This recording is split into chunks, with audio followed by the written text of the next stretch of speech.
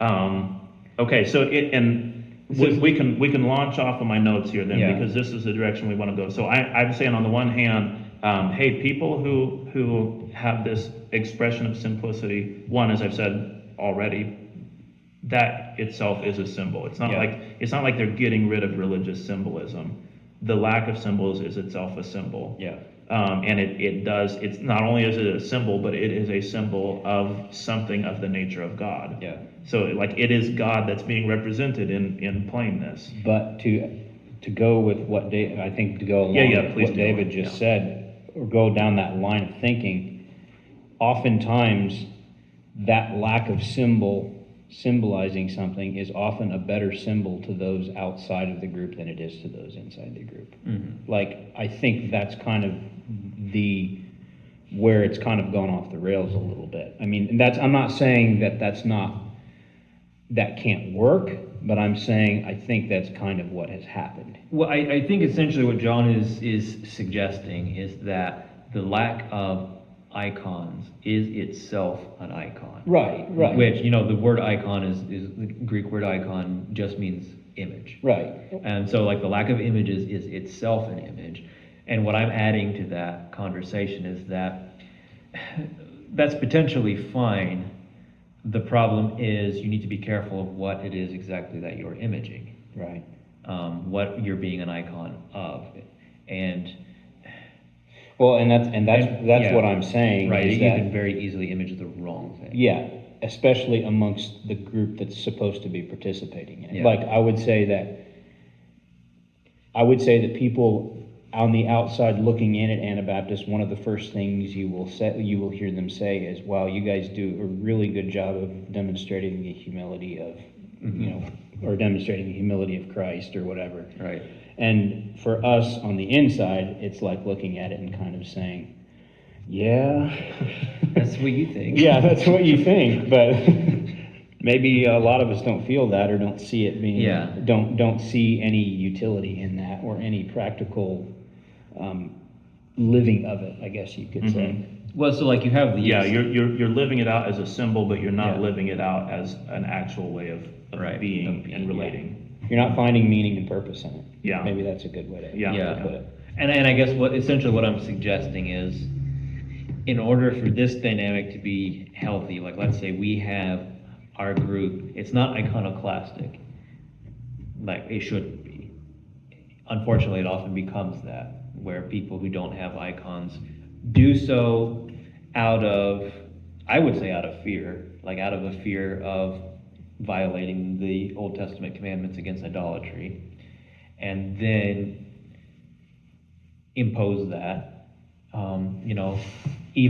Like there are even cases in history of like Baptists coming into contact with Orthodox people and destroying their icons because they think, oh, well, we got to destroy this. This is idolatrous. Like, oh, get rid of it. Like, no, that's wrong.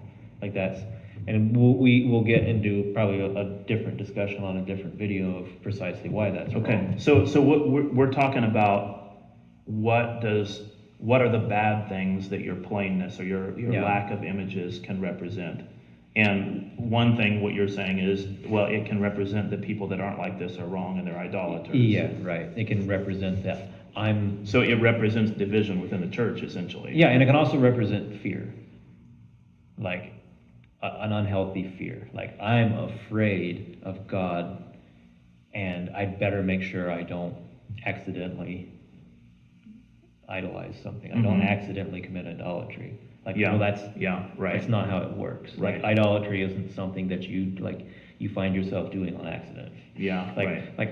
Oh, I put a picture of Jesus up in my house and then I accidentally committed idolatry. Like, no, Yeah. that's not how it works. Or like you pull an old spoon out of your drawer that has a cross on it or something, and like, oh no, it's like a time. So what David just said is very important for people to understand how paganism has been totally pushed out of the world so much. Like we don't even grasp what it actually meant. Like we have this thing nowadays where we think that it means like what he just described, is Yeah. that it's hiding under a rock and it's gonna get you. Yeah, it's like how what pagans were doing is they were sneaking into the churches and painting images of Christian things and tricking the Christians into becoming pagans. It's Yeah. like that's not how it works. Yeah, right.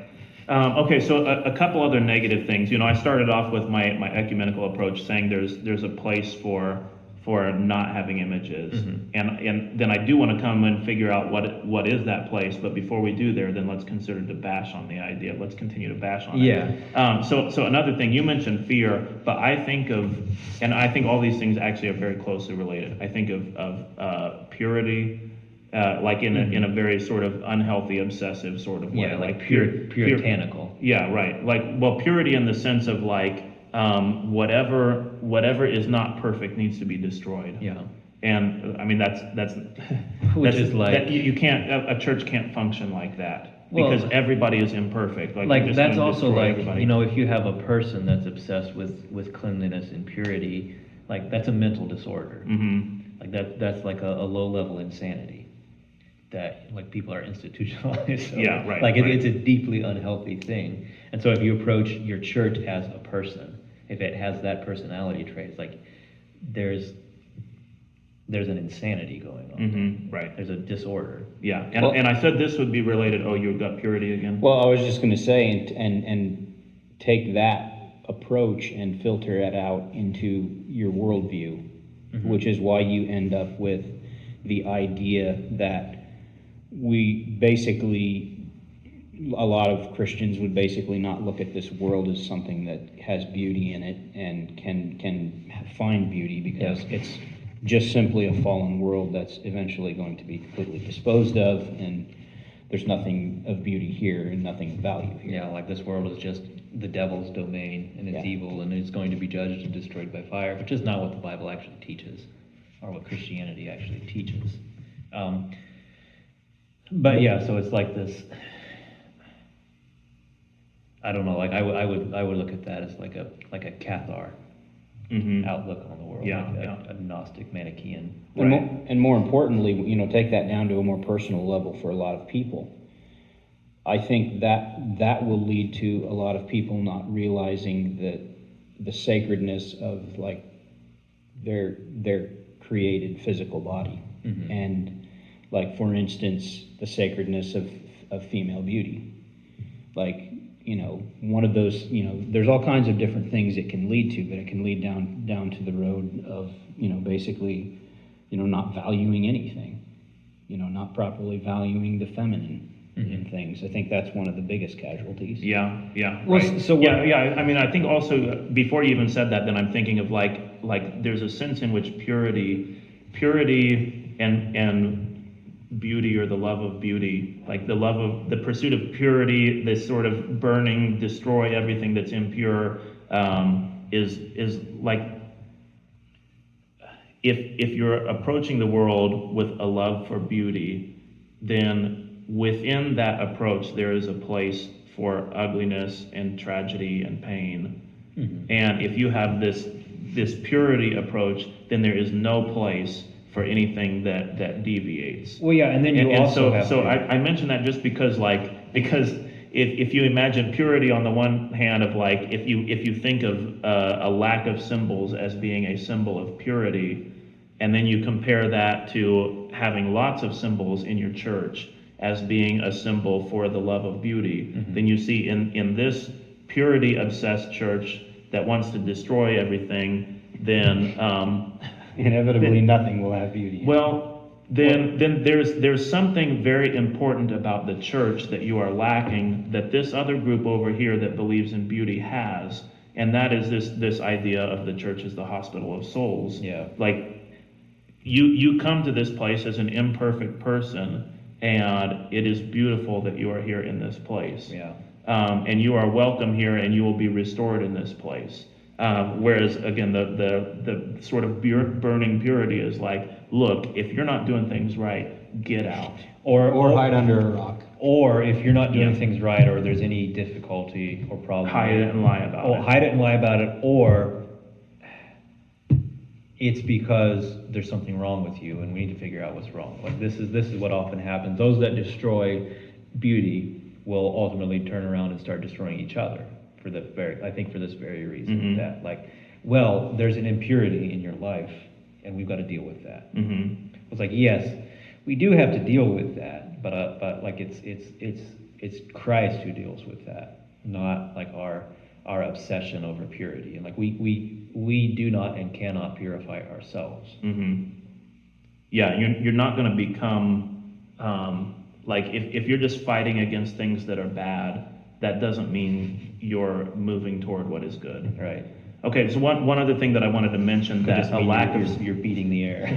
one other thing that a lack of symbols can represent, one other unhealthy thing. Well, I don't know if it represents this, but it goes hand in hand with it. Is tyranny. Right. Which relates very closely to all the things that we were just saying about purity. You know, like you've got some superpowered leader who's going to root out everything that's wrong within the congregation. Or just Islam. Yeah, Like right. Islam is a tyrannical religion. Islam means submission, and it's like Islam is like this tyrannical pursuit of purity. Mm-hmm. And like Islam is also famously iconoclastic. Yeah, right. But one reason why tyranny is sort of inseparable from a tradition that rejects icons is because it's normal and natural, and it flows out of people to create things that are beautiful, and it requires somebody to suppress that for it to not happen. Mm-hmm. It requires somebody to come along and condemn the things that people are doing of their nature. And so like if you're going to just get rid of all images of any kind, then you've got to like really be policing everything that people do in the church, but also, you know, in their homes where they may be doing the same thing. If you're an artist and you're in a situation like that, then you leave the church. And then you go create art that directs people away from the church. Mm-hmm. So like you're still going to create art. You're just going to have to leave the church first in order to do it, because there's a tyrant there that's not going to let you do it.